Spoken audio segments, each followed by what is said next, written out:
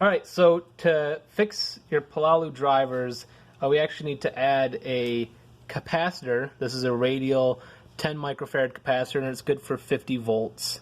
And you can actually see we've got this minus side here, which should be going to ground, and the other side is just going to be going to a positive voltage. And we're going to be soldering it onto our Pololu driver. And so the first thing we're going to do is we're actually going to cut these leads because we don't need them to be too long.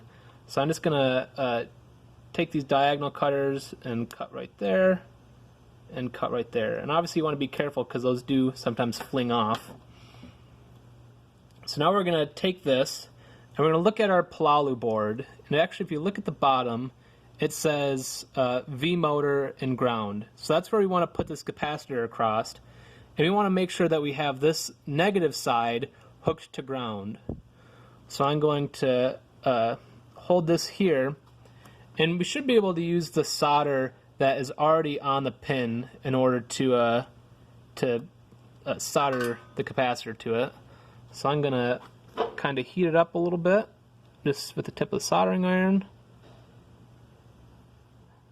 And this solder might not be quite at the right temperature, and the other thing is it's a little.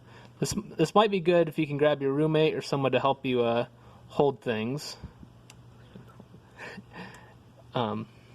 So here, Alex, the cameraman's gonna hold that for me, and so it looks like I'm having a little bit of issues getting the solder to melt. So this is actually good. It can be instructive. What I'm gonna do is I'm gonna add a little bit of new solder.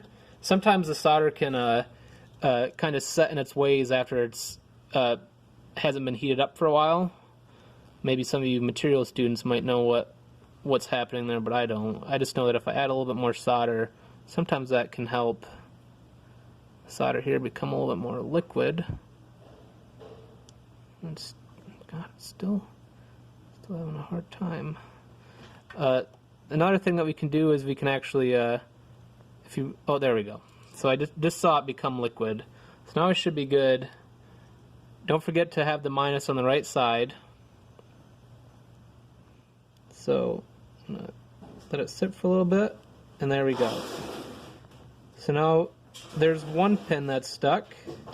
I kind of saw the solder envelop around the pin. And now let me